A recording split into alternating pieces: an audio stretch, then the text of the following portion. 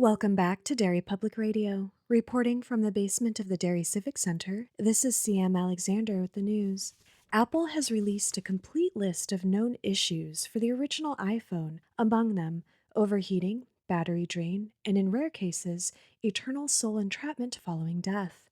As the old saying goes, an apple a day prevents your soul from reaching eternal rest. You're listening to Derry Public Radio. This is Derry Public Radio.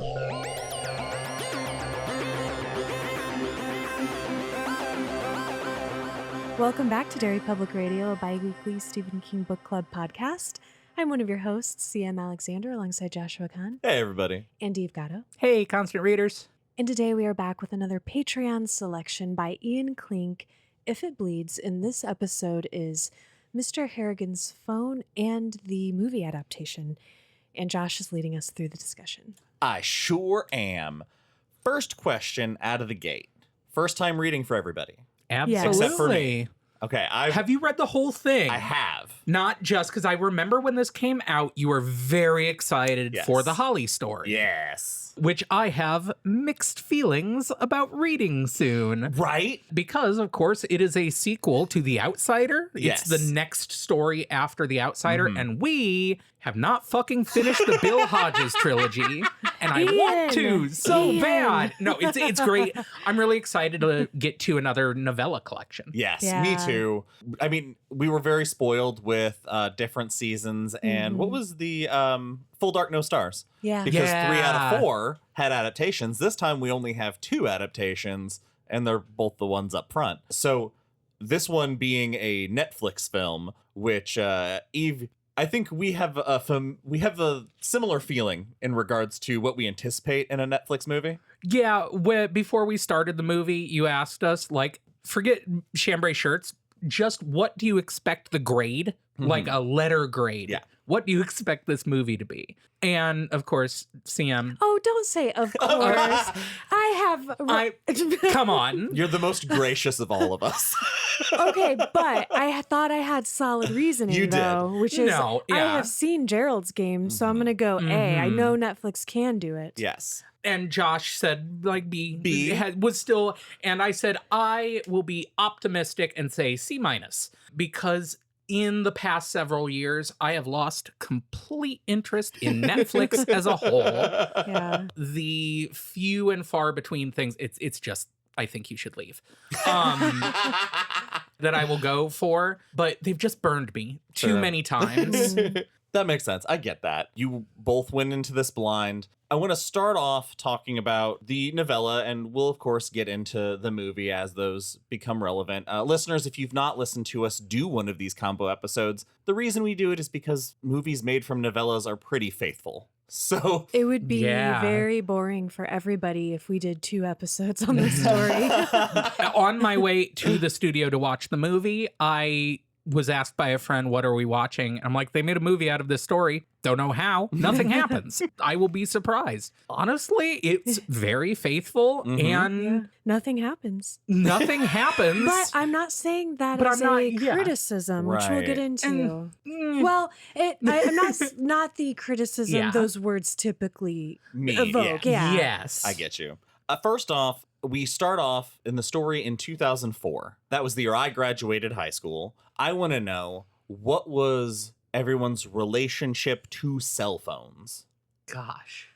In 2004, I believe I had I think I'd gone from a flip phone to a BlackBerry, maybe, for Ooh, emails. wow. Because So fancy. getting so much email, as much email as possible, and I want to check it all the time. Of course. And that's never going to change. No, the only email I like is from you, listeners. Listeners, I remember the very first cell phone I got was to put in my car when I drove, and I had to buy minutes for it. I had to preload that phone. Was with that the minutes. first cell phone or the first smartphone? First cell phone. Okay. First smartphone was the flip, and I don't remember some Android thing, then a BlackBerry. And yeah, basically I texted and just waited for those sweet, sweet emails to roll in.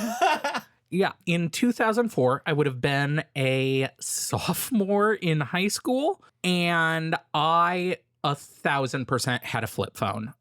Dumb as opposed to smartphone. So you had a phone in high school. Yes, but like literally all it could do was text, and Play I Snake. rarely. Yes, exactly. I was 2 years out of high school. I did not have a phone as a teenager growing up, which is a whole episode in and of itself that we don't have time to get into. I did not get a smartphone until I think like 2016. It was like way too late. It was way too late. And everyone was like, I started sending my friends like random pictures and stuff. And they were like, oh, the era of you having a cell phone is so good. Thank you for this picture of a mannequin flipping me off. Is that better or worse than always having an important email to read? Because I'm cool. Very important business emails were coming to you all the time, I'm All sure. the time. Yeah, you had appointments. I've talked about on the show before, I grew up out in the sticks. So I got a cell phone in high school so I didn't keep using that trick that younger people will not understand. You'd find a payphone, call collect, and when they say your name, you do your message real fast. And then the message would get through. And that's how I communicated before I had my cell phone. That will be absolutely gibberish to anyone like 2 years younger than me. No one's gonna know. I know, I'm so old. We had a baby, it's a boy. What the fuck does that mean? And then everyone our age is like, it's burned into my memory forever. So you both had phones in high school. We did. Interesting. And our main character, Craig, who when we meet him in 2004 is 9 years old, also gonna want a cell phone when he's pretty young. Yeah, they're obviously the most important thing in the world. Well, having worked in a school, yes. They all have them.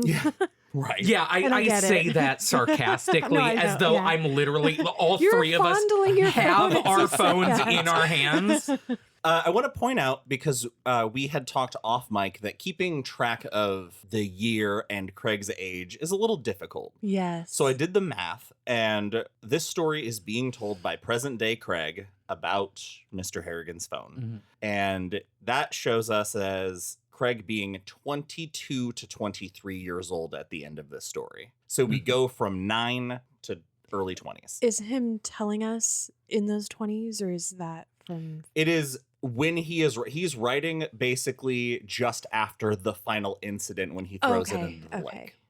That wasn't clear to me, but maybe I missed it. It was on my third read when I was putting the timeline together that I got it synced in. Yeah. We meet Craig, who has recently lost his mother to cancer and lives with his father, who is a tractor salesman. And he is telling us about how he came to work for Mr. John Harrigan. But before we get to how he came to work for John, would either of you like to tell us about who Mr. Harrigan is? Before we get to that, I'm so sorry.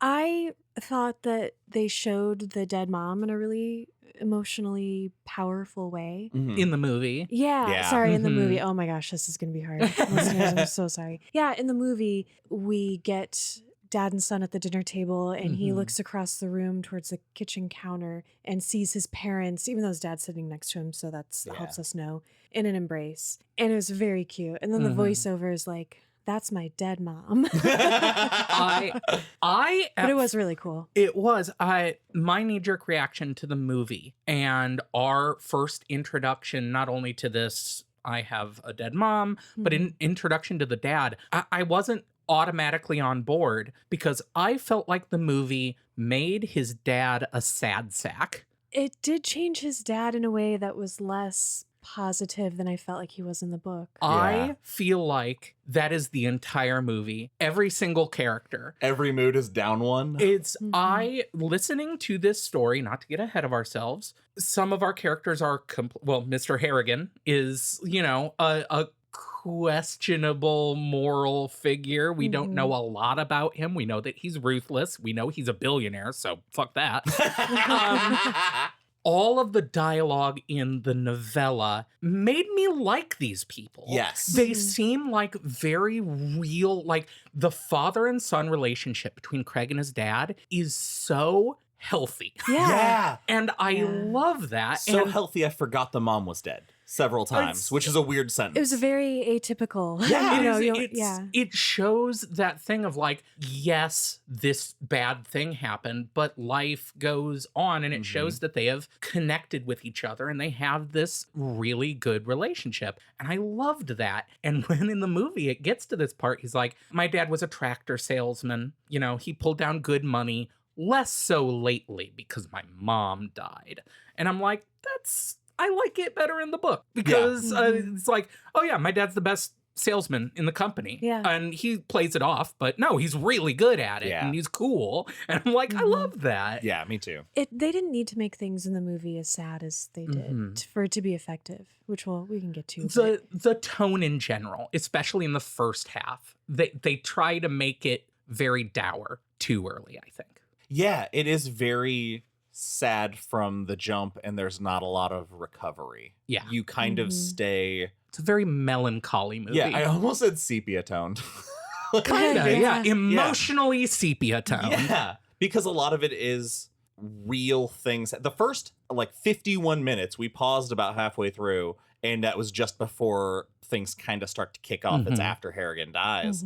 And it feels like two fully separate movies. CM, as we got to the point, you said, this feels like the end to the movie. Because there was this beautiful montage of him not only reflecting on what had happened in his life to get him to this moment in time, but also looking ahead to the future and speculating on the kind of person he's going to become, which ties into my thesis of what I kept trying to pull from the story and would have been happy with it focusing on more, which is moral development. Yeah.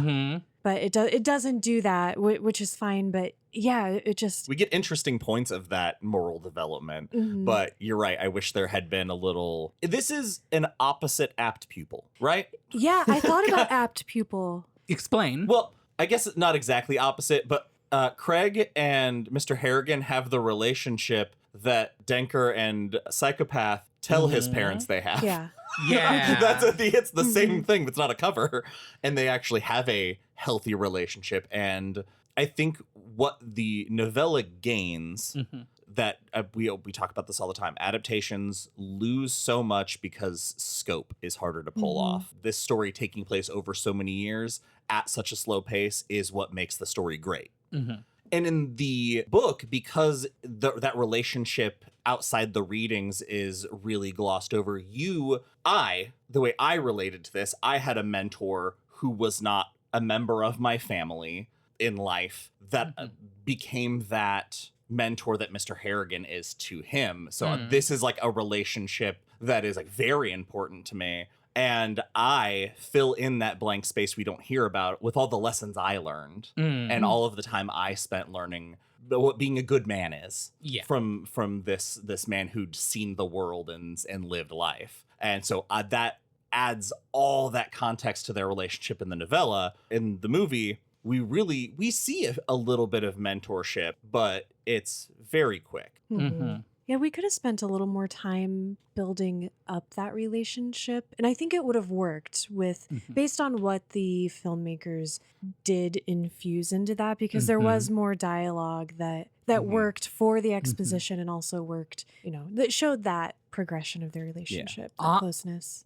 I personally think that book Harrigan and movie Harrigan are not completely different people, but are very different characters. And I think it makes sense that the change was made for the movie, because in the book, their relationship is kind of fun.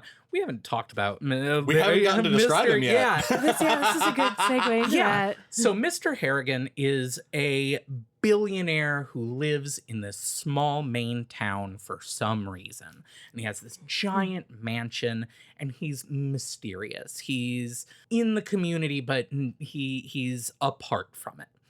And Craig, at 9 years old, is a great reader. He reads at church, and Mr. Harrigan hears it and says, hey, you may be 9, but you have the flow of reading. You understand what you're reading, and there's spirit in it. I want to pay you $5 a week to... An hour.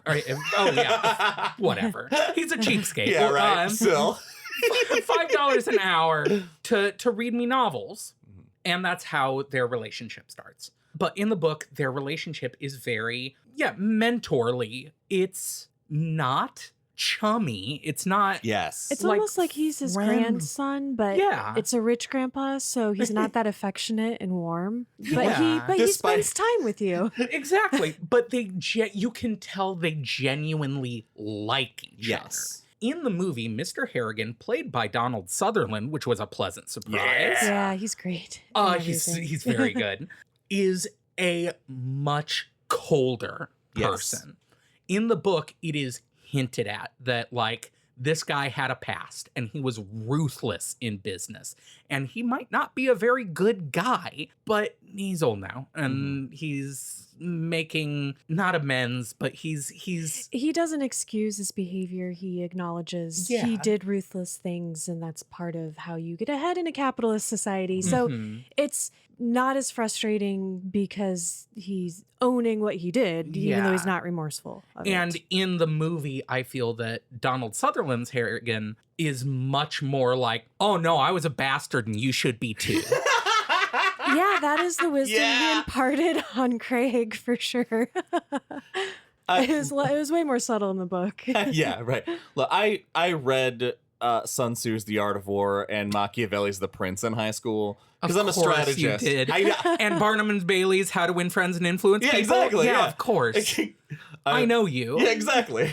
And I will say that I did appreciate when you come across enemies, dispatch them with haste. And that is his life motto, basically, that he gives to Craig. It's also interesting. They don't touch on it too much, but Harrigan made his fortune kind of across the board, a lot of shopping, telecommunications. So he is in media, or his businesses were in media, but he refers as a Luddite because he shies away from technology. Yeah, he's very interesting in that way because he's retired now, obviously. And yeah, he's in his 80s? Now, once he gets this job, the next 4 years kind of happen in a blur, and the routine becomes a fixture in Craig's life, but it doesn't become his whole life. He still has his friends. He still has his school.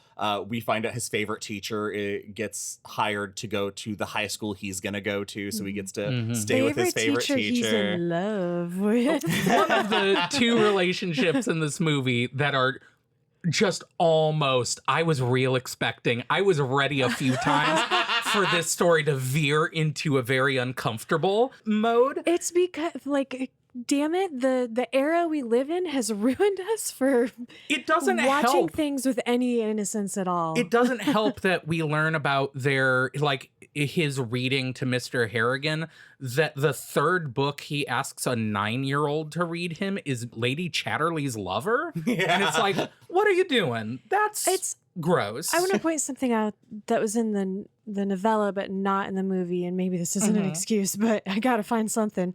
So it says that he was drawn to him as a reader because he's so young.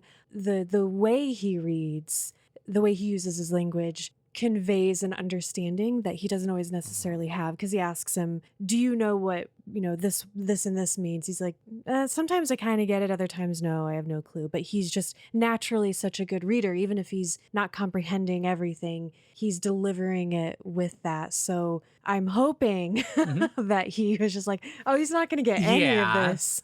They also say in the book that, that learning about sex is hard, but crazy is way harder. So we're going to jump to Christmas, where we have a card from Mr. Harrigan and a gift from Dad. And we learned that Mr. Harrigan sends Craig 4 cards a year, and they all have a dollar scratcher in them. What do you think about that? Did you get that kind of gift from any of your family members? If you try to skip over the dad's sweet Christmas gift. I won't. I'm asking. Okay. Oh, yeah. Okay. My grandma used to buy them a lot. So every once in a while, she'd give me one. When I was very little, my dad would get scratch-offs and then hand them to me in the car to scratch them off. Yeah, my dad would let me scratch them But too. that was really the only... They were never a stocking stuffer thing. And in this scene, his dad... This is another very playful scene between Craig and his dad, where his dad's giving him a hard time. Why do you like Mr. Harrigan so much? He's such a cheapskate. He spent $5. He's the richest man man in Maine. He can afford more than $5 an hour and a $1 scratcher. How cheap? And I was like, yeah, that is like, yeah, I agree. Until as they're Craig and Harrigan are talking later, and Harrigan's like, oh yeah, those things. I buy them in bulk, So and smart. I just send them out to everyone, just as like a little party favor. I think that's kind of neat. I think that's fun. I think it is cool. And way less sad than the way the movie tries to. Oh, he has no friends, so he doesn't send them out. I did not like that. No, that was I'm sure they were trying to make his character more complicated, like sympathetic, Yes. but I think he's already interesting enough being what has been described as this ruthless person who does this like thoughtful thing like consistently every year. You know, who sends cards to anybody anymore? Right? Right. Old people. I've asked a few people this question. If you were getting 4 cards a year from someone that is, close enough to you to send you cards, what 4 occasions would they be on? Everyone says Christmas and birthday. Thanksgiving and Valentine's Day. Thanksgiving I also kind of get. Valentine's Day is a weird one. Anniversary. Ooh, but then you'd have to know everybody's anniversary. And I That's don't think true. he cares that much. Oh, I thought I was saying what I Oh, like that- to get. yeah, no, you're right. Sorry. Okay. Yeah, I've had a few people Anniversary send cards? us like, Okay. cards and even a gift Interesting. for our anniversary, which Huh. I was like, oh, this is weird. And like the most thoughtful thing ever for a friend to do. Halloween. Yeah, Oh, yes. yeah. April Fool's Day. No, yeah.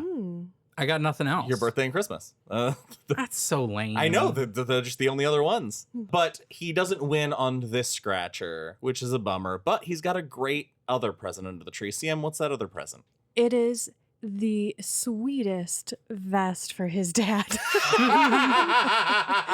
Yes, in the movie, it's a very ugly vest that he's... It is a cell phone, which he's dying to have because it's just everybody has them. It's the iPhone. yeah. This is the phone section of the book. I listened to the audiobook in two sittings. And the first half I stopped right about the time he gives Harrigan his phone.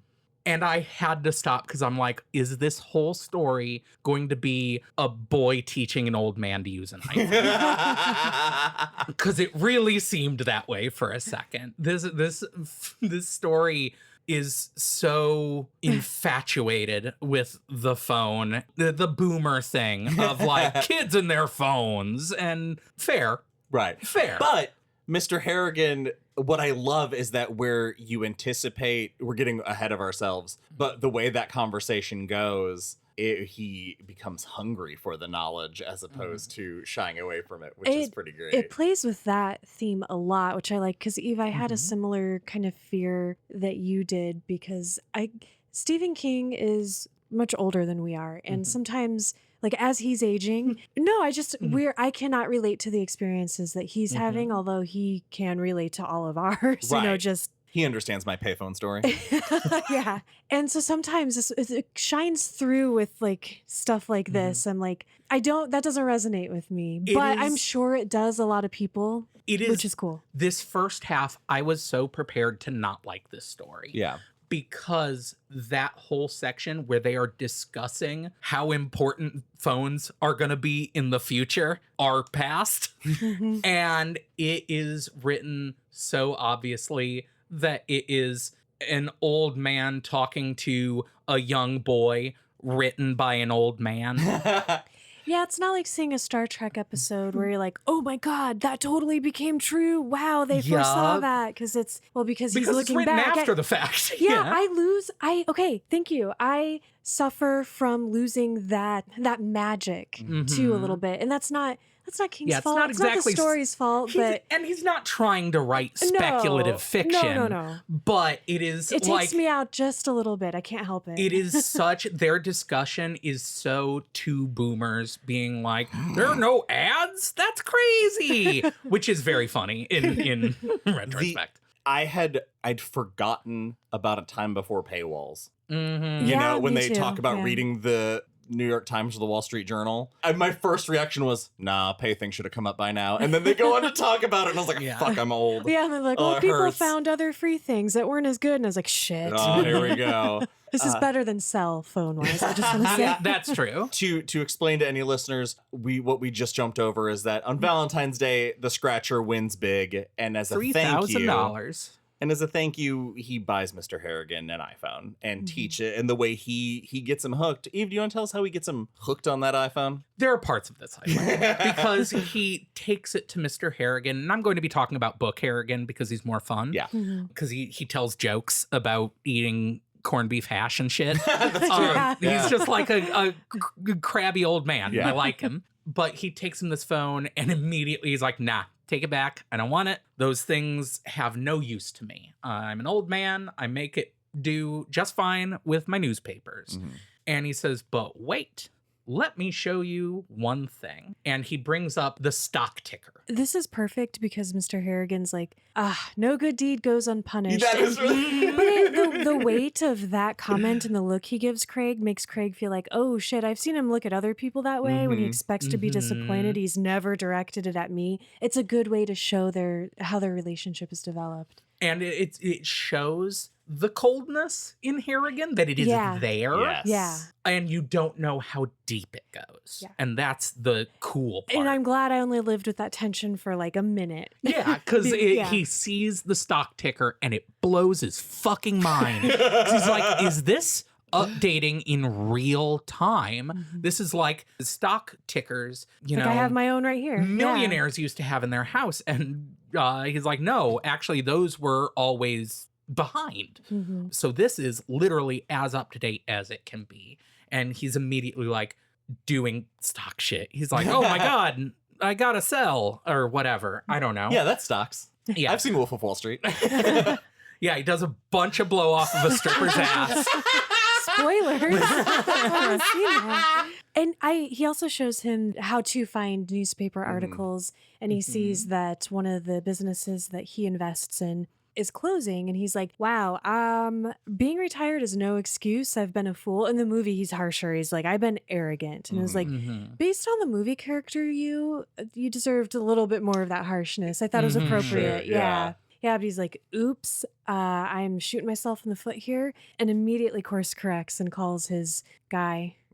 And it goes over the other things that he teaches him throughout that day. One of the things being changing his ringtone to a clip from Stand By Your Man by Tammy Wynette. Why? Because Harrigan loves a little CMW. I guess I just mean King. Why? I was expecting him to like a forward or afterward where he explained The song choice. the song is why he wrote this. CM, I would like you to explain to us Harrigan's response to why did you move here? Because I think it's great. Yeah, I loved this. I felt seen. Because he's more blunt about it, more less poetic and just more straight to the point in the movie. Because he's like, I don't want to be bothered.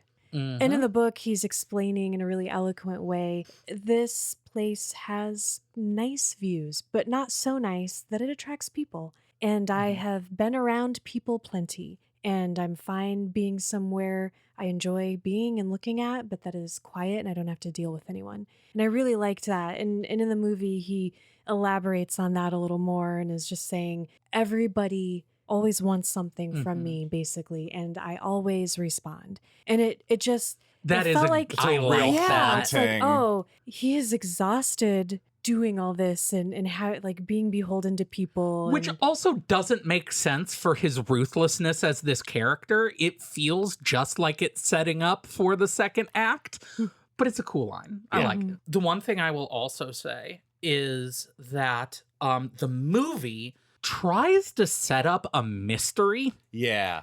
And that does not work for me. I do like at the very beginning of the movie, it does the thing that movies do where it starts at the end and you see Craig running through the woods and he runs up to a cliffside overlooking a body of water and says some dumb shit about the cliffs or the rocks being the true soul of the Northeast. Yeah. And I'm like, that means nothing. But whatever. And so you're like, oh, there's something's going to happen. And then the first time he goes to Harrigan's, there's a room that he tries to enter and Harrigan fucking bluebeards him. And is like, don't ever go in there. He's like, what's in there? And he says, secrets, terrible secrets. And I'm like, That's something I would say to a kid if I'd want him to go in a room. See, if that was the bit, I would love that. That seems more of a Book Harrigan bit. 1,000%. Mhm. But Book Harrigan would also call himself Bluebeard or something. Yeah, You and know would what? laugh it off. Yeah, I feel like movie Harrigan is glad Craig is there. Book Harrigan enjoys Craig's presence. Yes. Yeah. It's a fine line. Yeah. But it's the little difference between these two characters. And conversely, I feel like Book Craig really, really cares for Harrigan. Whereas movie Craig, I'm like, I don't know why you're doing anything. It might be my issue with the actor. I have a similar issue.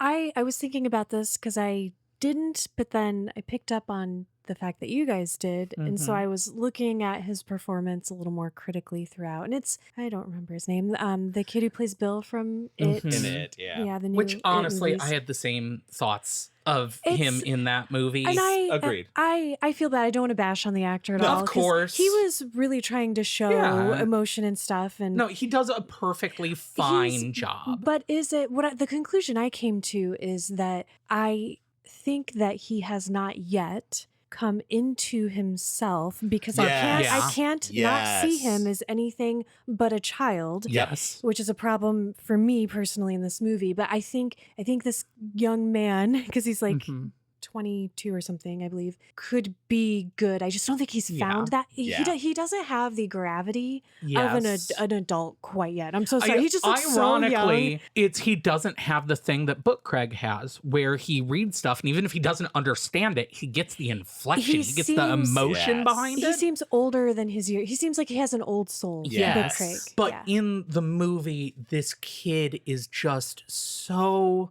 deadpan. He Yeah. It's just a little wooden. does Yeah. not emote. And there are parts of this movie where emotions are high. And there is never a point in the movie where I feel it has reached the level of like, there's not enough escalation from one point to the other. It was- At the end of the movie, he is just as like dead-eyed and just kind of floating through life as he was at the beginning. There's no peak. Yeah. The movie is one of those that just simmers the whole Mhm. I way. wanted that when he breaks down. God, we're all over the place. We are. When he Yeah. breaks down at the cemetery at the end in the movie, Eh. that I wanted Yeah. it. Yes. I was like, he's crying. It's gonna be big, but you can tell that the actor probably can't cry on command. Yeah. So they I mean, it's the thing that anytime anybody who's filmed a crying scene, like, you know how to shoot it to get away well, without crying. I had to remind myself that this is a powerful moment because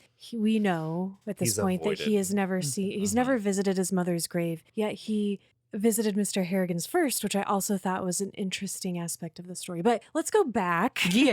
to the beginning of the movie where we still are lingering. Well, So we meet Craig and his dad. we are now at January of 2009. Craig shows up to read to Mr. Harrigan, only to find Mr. Harrigan is deceased.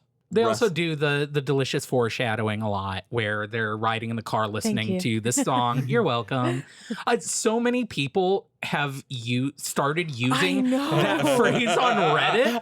You What? Yeah. I saw that. That's You can't right. hate it anymore. No, I can't. It's know. caught on a little bit, but Glad there's the other a one hasn't. little bit, a little bit of this foreshadowing where they're having this conversation. He keeps referring to, "I didn't know this was the last time we would talk." hmm Yeah, I love that classic King Yeah. countdown. I do like. Is it okay if I talk about the Absolutely. death scene? I liked this in the movie because in the book it was. I thought they showed it well in the movie because in the book you feel that sense of just.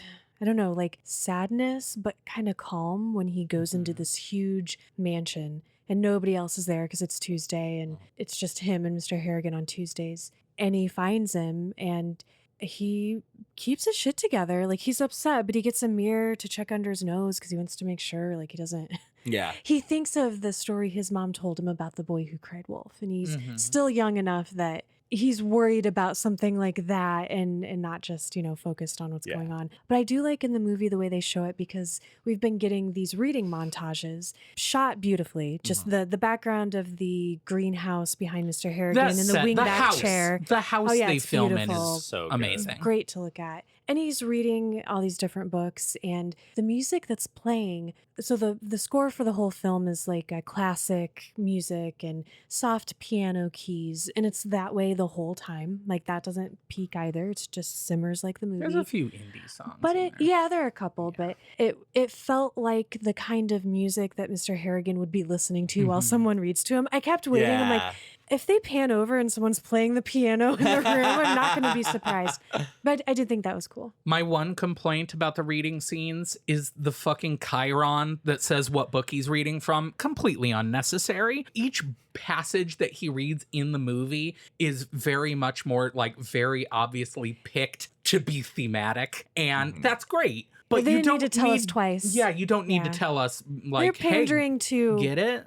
popcorn audiences, like That. everybody in some instances. But I feel like a popcorn audience that's just looking for a movie is not going to care what the book is that they're reading. Like, Eve, would you tell them that at the studio so we get some good shit for once? What I like most about this scene is he takes Mr. Harrigan's phone and he puts it in his pocket. In the movie, it seems very absent-minded, but in the novella, it's intentional. It is, he gave it to Mr. It's Harrigan. that emotional connection piece.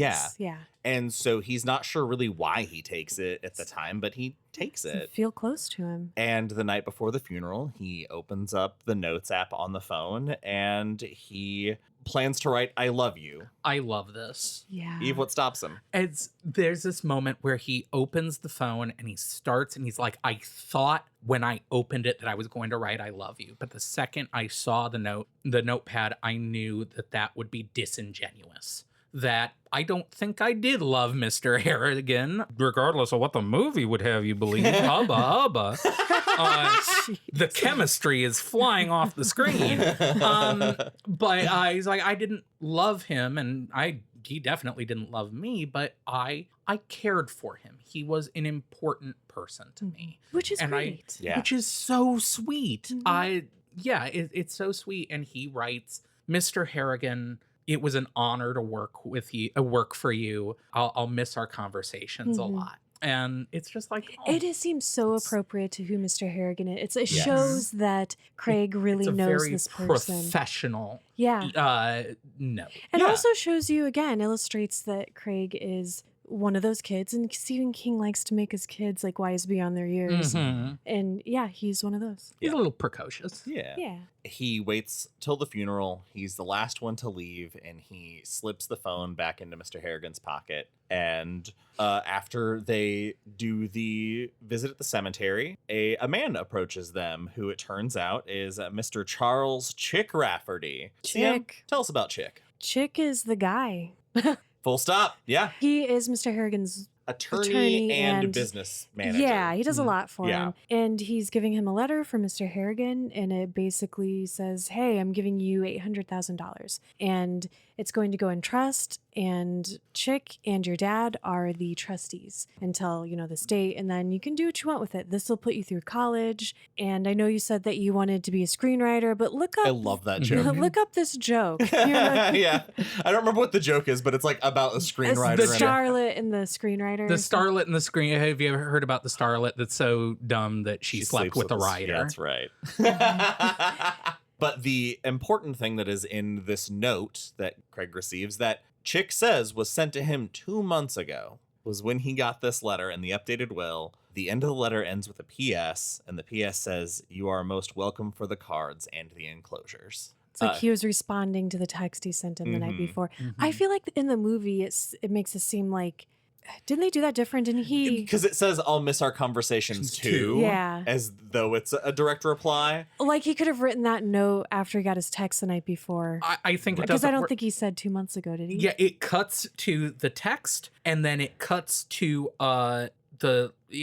something else. It being handwritten, him reading it handwritten in the letter. And to then it the cuts message. to his face, and he makes a face that's like, whoa. But like I said, this kid doesn't move his whole face. face. So you're just kind of like, oh, I guess that's I what assume that you was. mean whoa. Yeah. Yeah. And at that point, Craig he spends the night tossing and turning. He doesn't know what to do.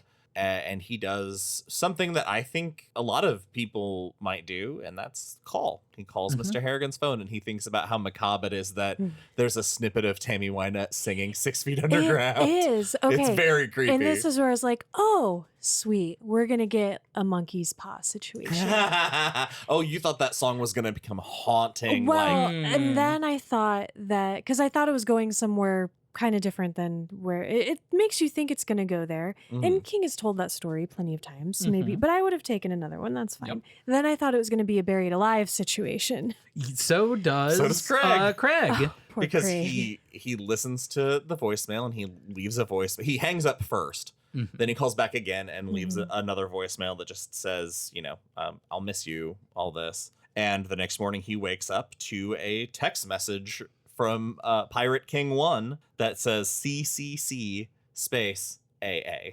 And he sprints downstairs to say, Dad, we buried him alive. We've got to go help Mr. Harrigan. He texted me at 2:30 this morning. Yeah, which you would be like, oh my God. And Right. his dad's like, no. The we phone got don't." spoofed. Someone stole the number and is just texting at random. And in the book, it's a very tense scene because, you feel Craig's panic. And in the movie, you don't at all. It is very muted. Yeah. I get why it has to be included because we do have to address the fact that we definitely didn't bury him alive. The dad explains because he was unattended. They did an autopsy, which means he's got that sweet Y stitching across his chest right now. I didn't mind that the dad included that, explained that to Yeah. him. I I thought you said you didn't like that. No, part. in the I like that in the book it is way gotcha. more serious, whereas in Yeah. the movie it's like more of a joke. But after he calms down, he goes to the house to water the plants, where he runs into Mrs. Grogan, the housekeeper, and he finds some news out from her. Would either of you like to share her news? Another character I felt was way more fun in the book. Yeah, She doesn't have much to do in either the book or the movie. Okay, we decided that all of the elderly folks in this movie are all the guy from Phantasm, the tall man.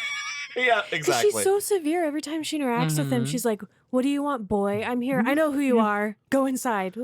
You buy a Okay. pretty good phone, boy. She smiles at him one time, and that's when she basically says, you can take anything in the house to remember him by, and he asks for a flower, and she smiles. Yeah. That's the only That's because time. Craig didn't grow up poor. He doesn't know you take the most expensive Right. thing. She was like, bitch, I took the Rembrandt. What do we find out that Harrigan set them up to? Oh, yeah. Craig says, oh, yeah, no, I just wanted to come by. Mr. Harrigan put me in his will and was very kind to me. And she said, yeah, you know what? He took care of all of his staff, set us up.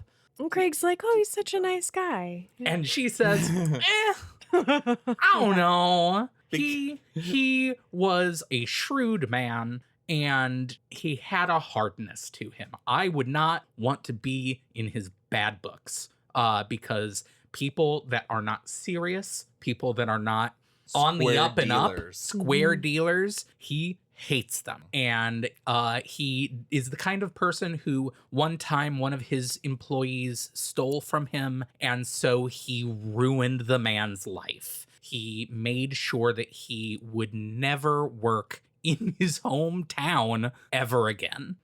Fun name drop. I don't know if it registered for either of you. She says that he couldn't even get a job cleaning out Dorrance Marsteller's barn. Insomnia. Oh, Multi-aura shit. nice. Dorrance Good Marsteller. catch. Yeah. That's shit. cool. Right? I missed Okay. that. So, there were a few names in this that I was like, is that from something? But I couldn't.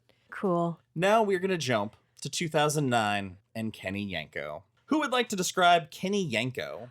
Ooh, I'll take a shot at this. Yeah. Kenny Yanko, what a sweet, shorthand for his last name. It's Kenny Yankovich. And he is this older kid at school who is a bully. And also there is a very dazed and confused style hazing Yes. that freshmen go through. But it has been banned, so people are not supposed to haze. And the reason that Kenny stuck with me is because he targets Craig for whatever reason and approaches him in the hall, and Craig is just this nice kid who's never been in any sort of turmoil, and so he's kind of going with it. He's like, hi, and the guy's like, hey, here's this bag, and he looks, and it's the shoe polishing kit.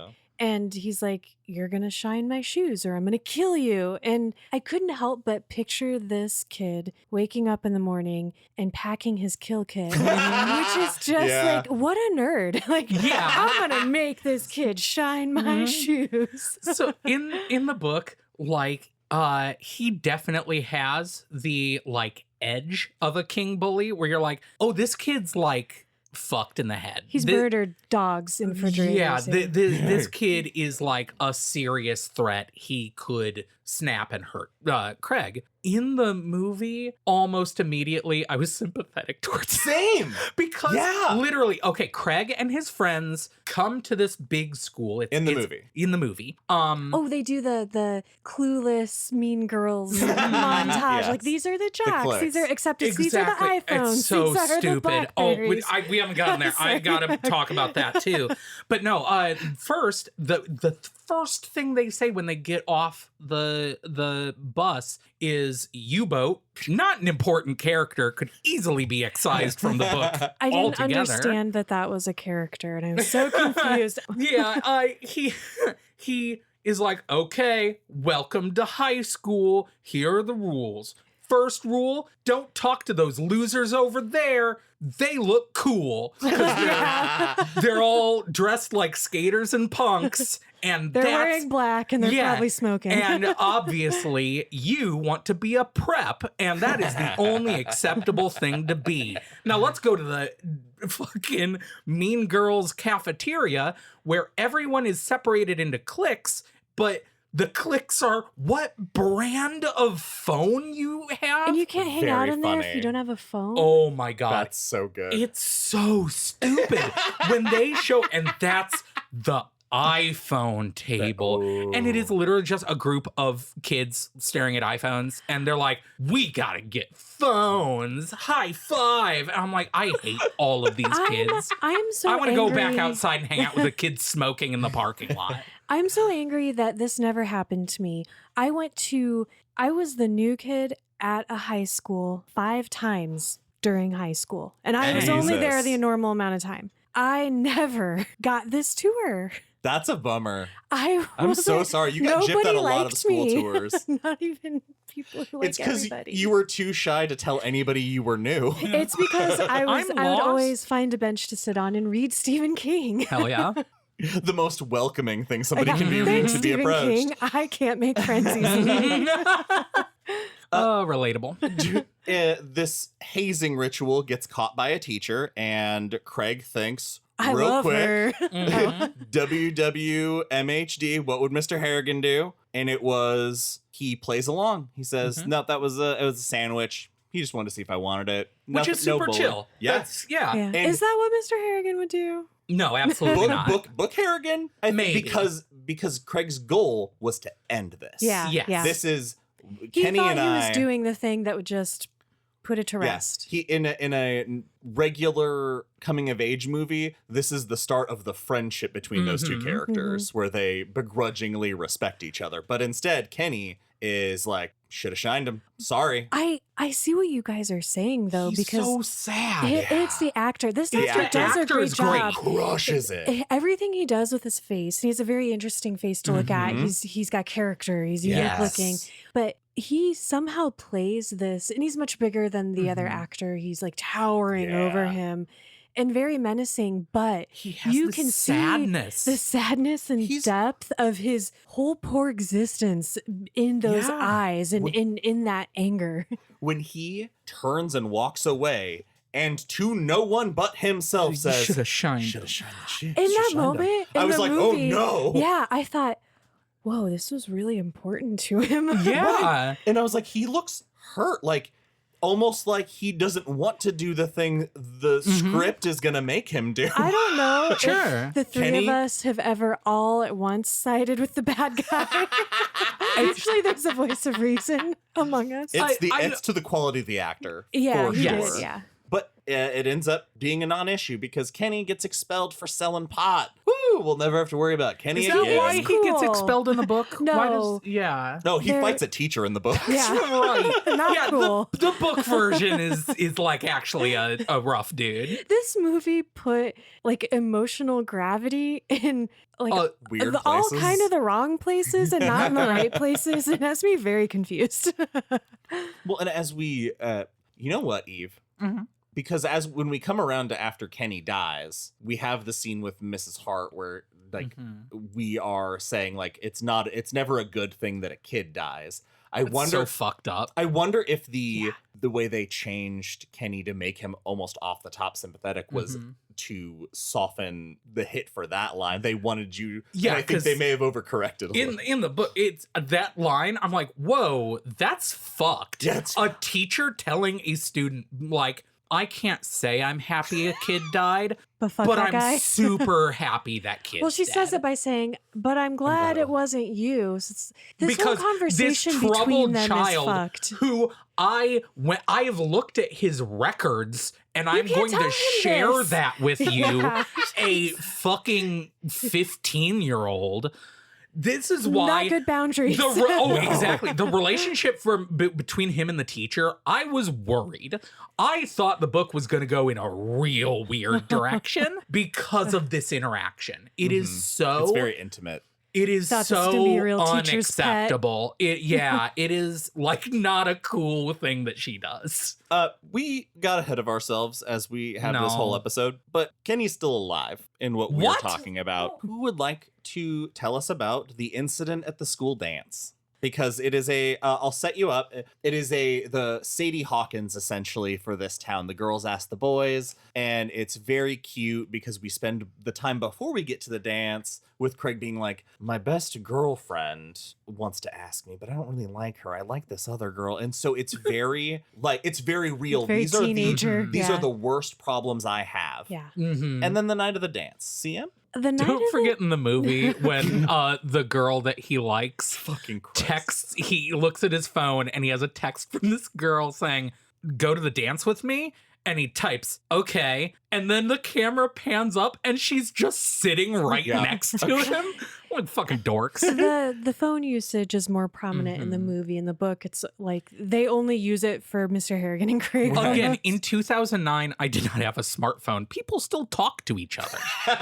Not at this school. Mm. And kids didn't have them out the way they do in this movie at that 1,000%. time, did Yeah. they? 1,000% Okay. now. Anyway, so he is at the dance and his date is going to use the restroom. He ends up going out into the hallway where he gets accosted by Yanko. Accosted is a gentle way to put that. When he describes that press bar to open the fire exit, he basically says if I hadn't gotten my hands up, he would have put my teeth through it. Holy smokes. Yeah, he is out for blood. And Craig, though, somehow gets in the first punch.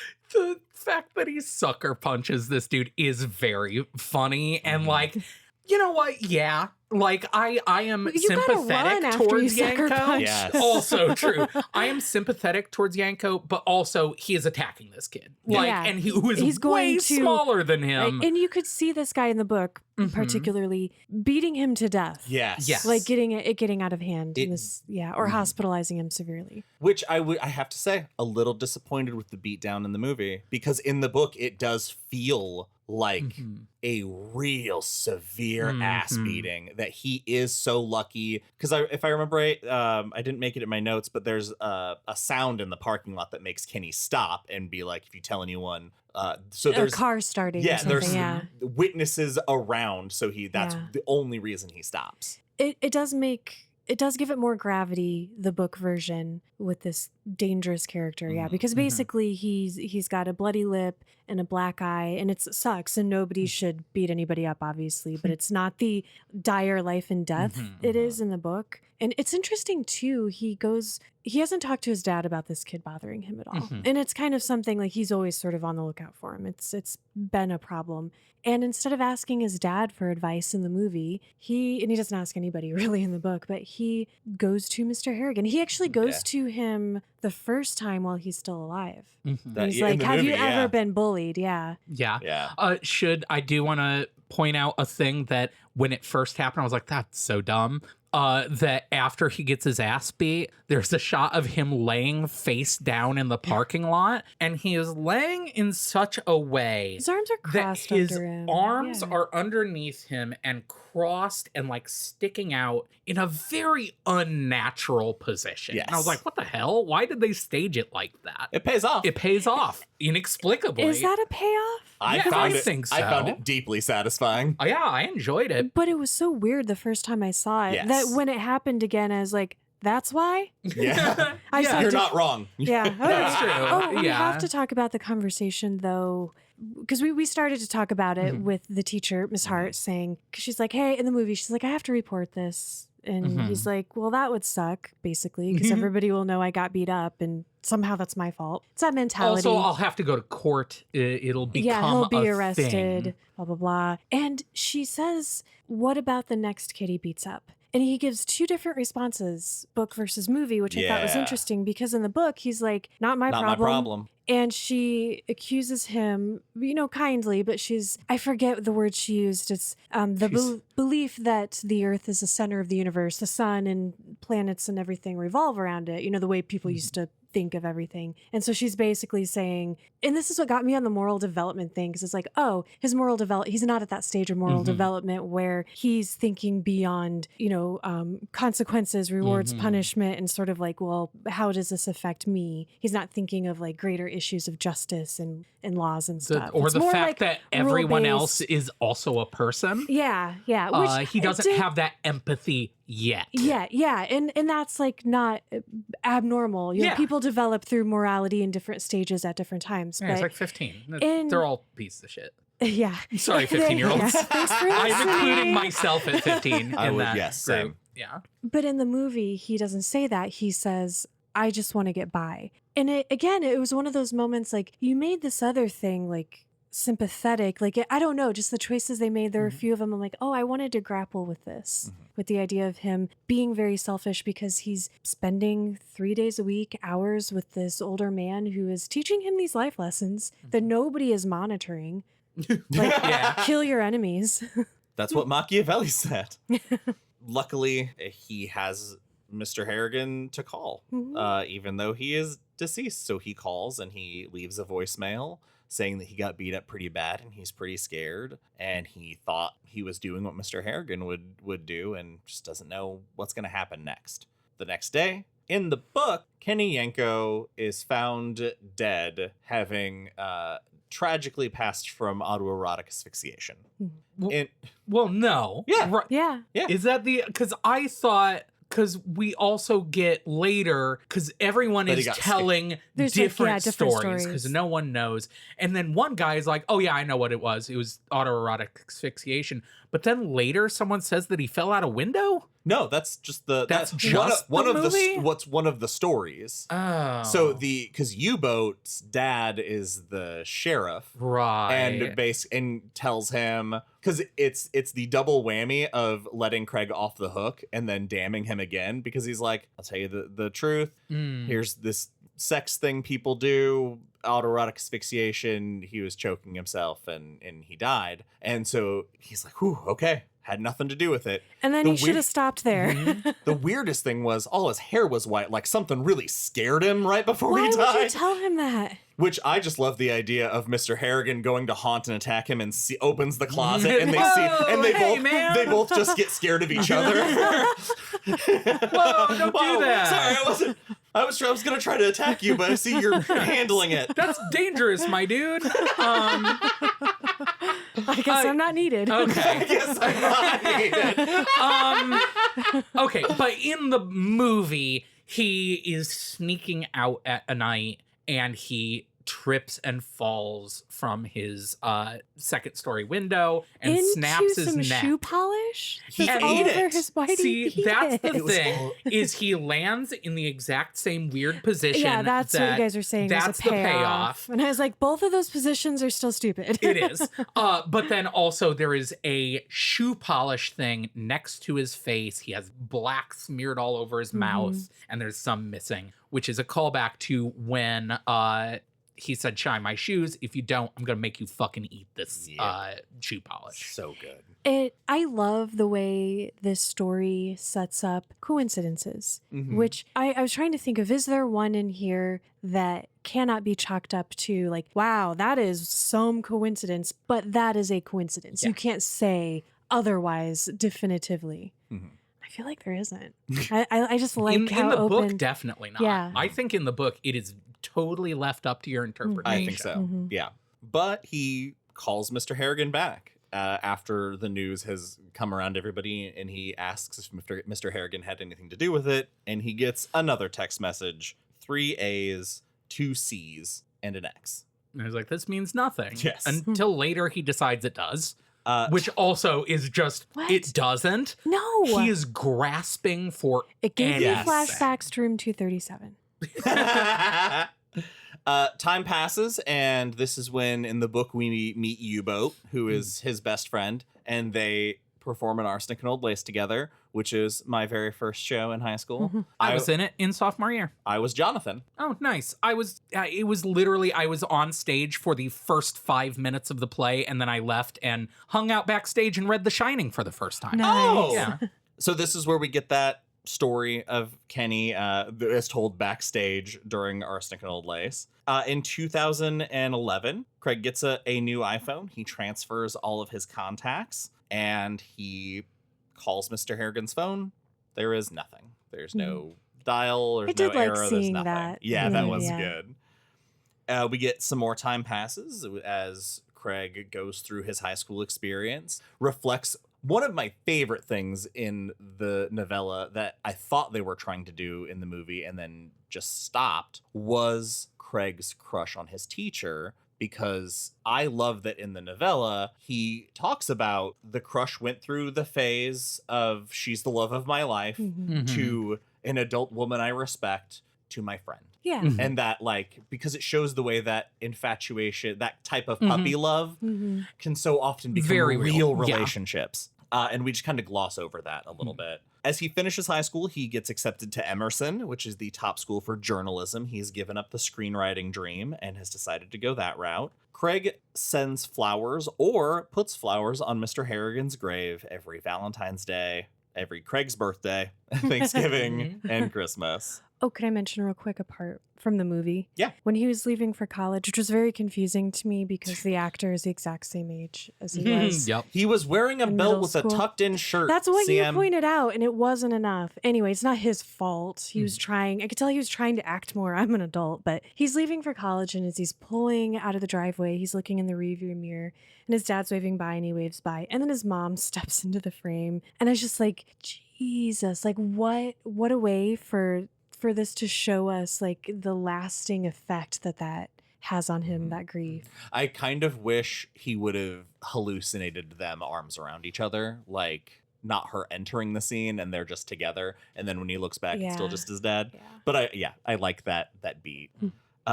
So he is at Emerson, and we've jumped forward now. We are at 2016, and he is a junior, and he is working on the school paper. He's got a part-time job reading submissions for a paper, and he gets a call from his dad. Eve, would you like to take us through this phone call?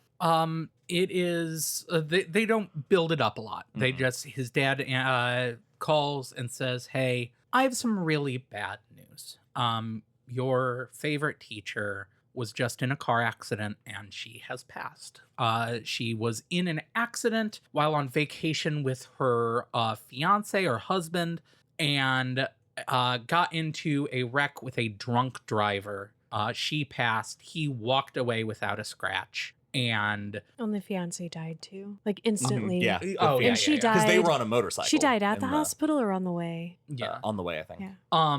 So this happens, and he is, of course, devastated, and even more devastated when he finds out that the guy who killed them is a rich son of a politician or a cop or some bullshit, and gets by with a slap on the wrist. He is sent to a rehab center that is basically a country club. And it's a pattern of behavior. He always gets out of trouble. Yeah. And it's not the first time. He's had multiple drunk driving arrests, and every time he is let go. In fact, this instance, he was driving drunk and with no license. Yeah.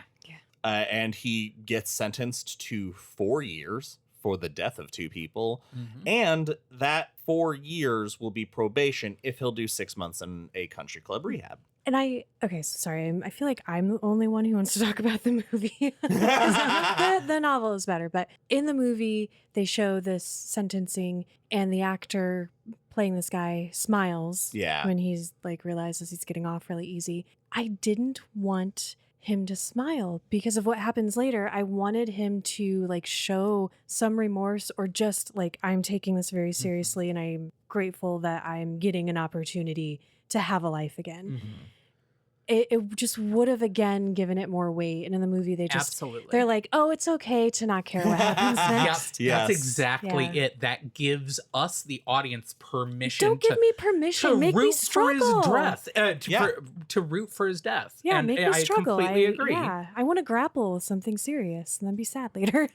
Craig does the only thing he can think to do: go home and search his closet for his iPhone. And it still works? He charges it and he leaves it plugged in.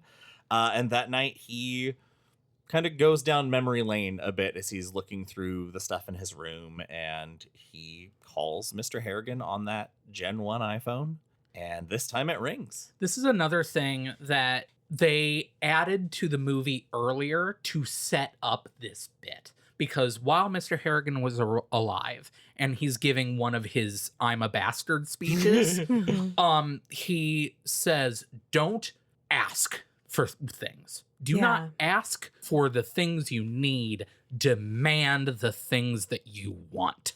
When you have billions of dollars and the right skin tone, you can demand the things you want. So in this moment, this is him really embracing Harrigan.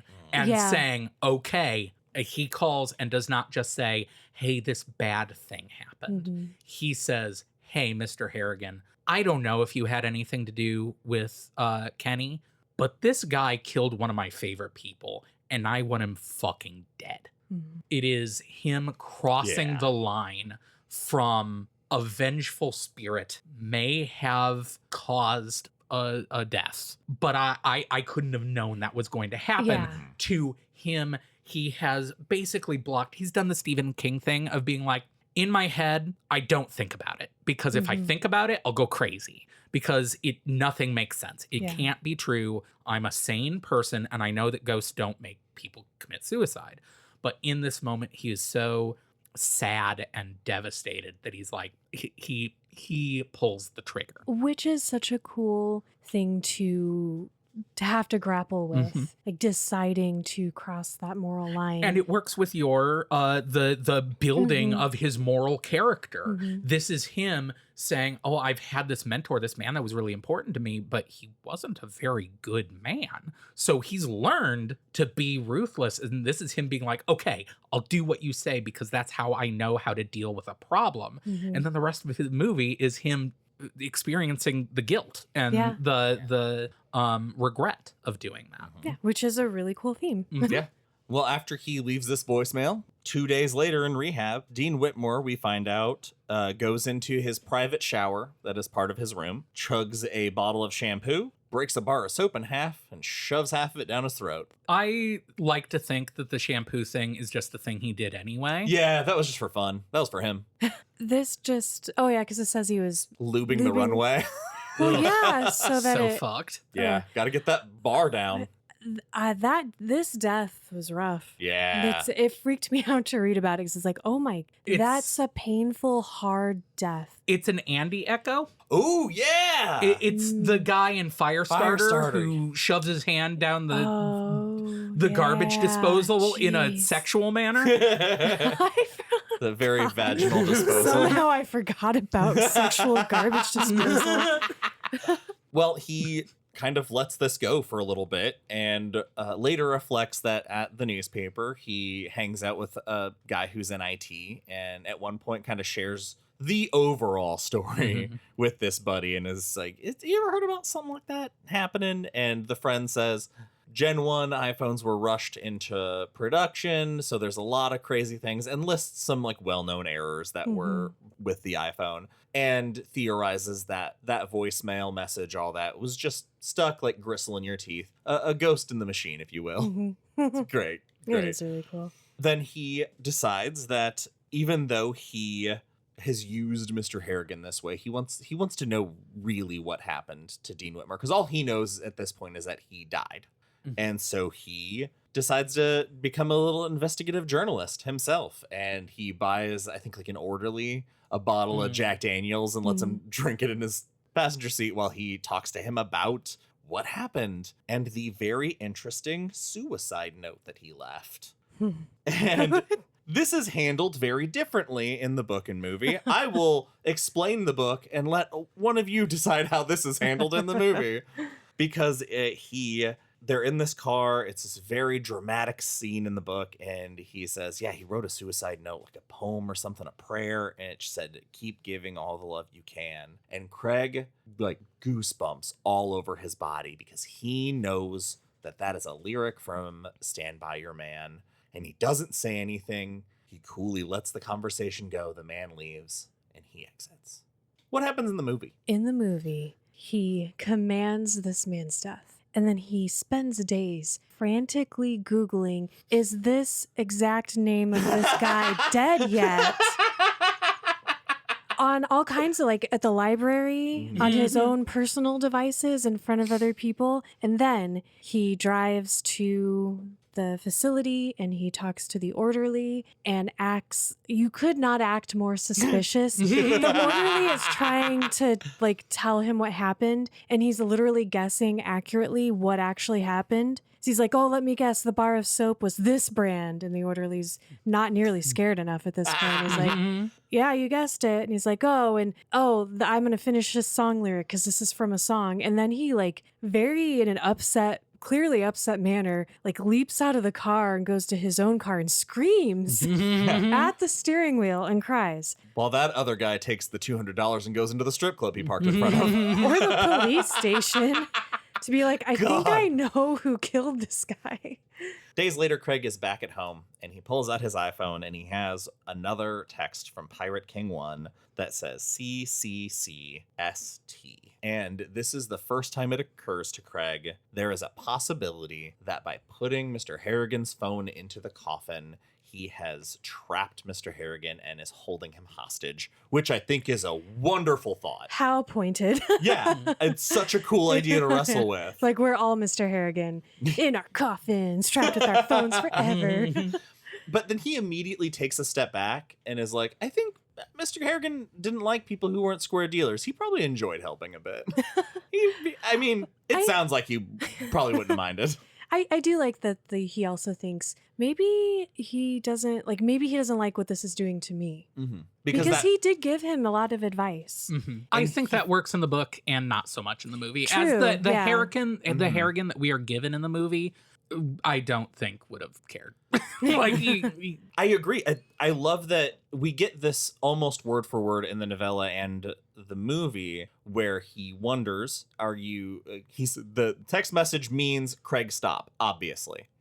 We all see it. My name starts with a C, stop starts with an ST, those letters are here. Bam, Craig stop. And his thought process goes, do you want me to stop because I'm hurting you or this is hurting me? Either way, the answer doesn't matter. It amounts to the same. And that's kind of how it plays in the novella, which I think is amazing. Yep. We also get in the novella periods of him being so wrought with like anxiety and guilt and Yeah. everything that like his dad is worried about him, his heart talks to him. So we've seen him in a lot of turmoil in the book. Yeah. And in the movie, he goes to visit Mr. Harrigan's grave and has this conversation out loud, says the first two, and then for the kicks rattles off like three more before then saying, it doesn't matter. It's not as eloquent a landing. He then goes and cries on his mom's grave and runs to a cliff. Yes. The cliff. Okay. Yeah, okay. On paper, I love how the movie stages this, with this being the bookend, the beginning of the movie, because at the beginning of the movie, he's running, he comes to this cliffside and he looks down and he's like standing toes over the edge of a sheer drop off. And you're like, huh. And now with all of this that we know now that is happening, that Mr. Harrigan's phone is causing suicides. As he's running and after he's have all these emotions, he's running to this cliff and then he stops and he looks down. And I feel like I should have been worried. Were you two worried at all? No. No. Did it even occur to you? I'm a little bit afraid of heights, so it's just like, do you have to stand on the, like once you decide not to jump, back away. What if you fall? Yeah. But yeah, I see what you mean. It did. This The is what I was- gravity, wasn't there. This is what I was talking about when I said like the building of his emotions just does not work, because at this moment he like cries on his mom's grave and then runs through the woods and you're like, okay, I get that he's upset, but as he's standing on this cliff, he's just as blank faced as the rest of the movie. And if he had been up there sobbing, it would have sold like, oh no, What's he is gonna- he in yeah. trouble? Is he going to be the final suicide because of all of this that has happened? He is not. Would have been fun to speculate that, though. Yes. Yeah.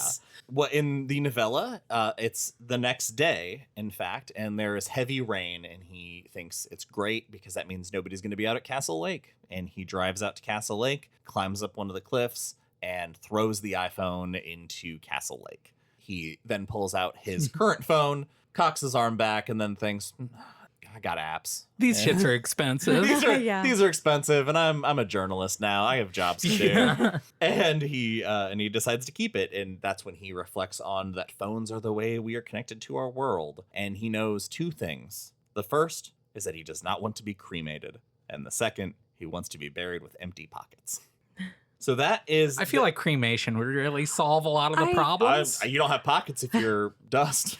I really like the way this ended in the movie. Again, I feel so bad. I'm not trying to rag on the actor, but he's just he looks like such a child to me that Yeah. when he delivers this line, it doesn't work for me. It doesn't, Yeah. it's like, you don't know that yet because you've been alive for 8 years. Yeah. Yeah, it definitely, I think if the voiceover narration Was an was an adult voice, Like it an would have older worked. a version of Yeah. him, like they could have just aged that VO version. It could have been him yeah. telling the story. How in his many 40s King or books 50s. are Right. old characters telling stories from their youth? Can I ask before we wrap up thoughts on the book and movie and go to ratings and stuff? What did the two of you think of the VO in the movie? Because my inclination is VO is always like, It would be if you better if you have to didn't. VO something, you're not adapting it right, or it shouldn't be an adaptation. I feel that way about pretty much any movie. Like, there's a voiceover, it can work, but like it should The be whole used movie- sparingly. The whole movie was voiceover. Yeah. Yeah. Not for me. Okay. Yeah. All right. Just curious. I think that an older voice definitely would have done it. I think if that actor could just grow any facial hair, it would have done a lot of service to Lucky guy making the looks very the youthful. college. Yeah, he'll be able to play a Yeah. child for a Put while. Glasses and a hat on him. Do something. Right. Show me times past. Yeah.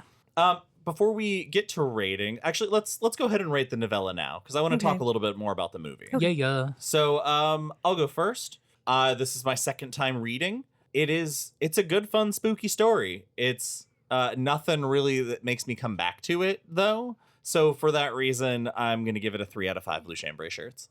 I really like how many themes there are to play with. I mean, obviously, it has something to say about what technology is doing to our lives, which actually is really a valid criticism to make and something that we should think about and does have very real effects. So it's cool to play around with that idea. And the theme of morality, which I really latched onto because I thought that was so fascinating. So I do enjoy how many themes are in this. And the the technology piece of it, like we were saying, Eve, kind of at the beginning, like looking back, writing that in kind of pulls me out of it a little bit. So I guess the vehicle to get us there didn't quite work for me, but I'm sure for other readers that does. I'd give this one a 4 out of 5 blue chambray shirts. This one I found oddly pleasant. Is that weird? Not at all. The novella. It's like a nice ghost story almost. Yes, exactly. I found all of the characters minus Kenny, Book Kenny, just pleasant people to be around. And then you get a neat little ghost story where... It leaves a lot of questions. Exactly. Yeah. It's fun. I will say I agree with Josh that it is not memorable, really. I'm gonna forget this one pretty quick, I think. And it's the beginning's slow. I think the beginning is pretty slow. So I will say, right down the middle, pretty good. 3 out of 5 blue chambray shirts. Fantastic. Now, there are some more details that I made note of in the movie because we did talk about a lot of things we didn't like. But I want to share, this movie did 2 things that are my absolute favorite things. These are when a movie adds a detail that shows they loved the story by small details. And there are 2 in this movie that I thought were chef's kiss. Lovely. The daisy chain. The daisy chain, because that is not something that happens in the novella. That is something that Craig reflects on the challenge of growing up without a mom, because moms don't understand the magic of taking you to the field behind the house, putting a daisy chain on your head and saying you're... The magic. Dads don't understand that magic of being King Craig for the day. And the fact that we got that. And yeah, that's true. I didn't think about that. Because he also mentions when some things happen, he's like, there's... my mom, I needed like a mom hug or something in this moment. A dad hug wasn't going to do it.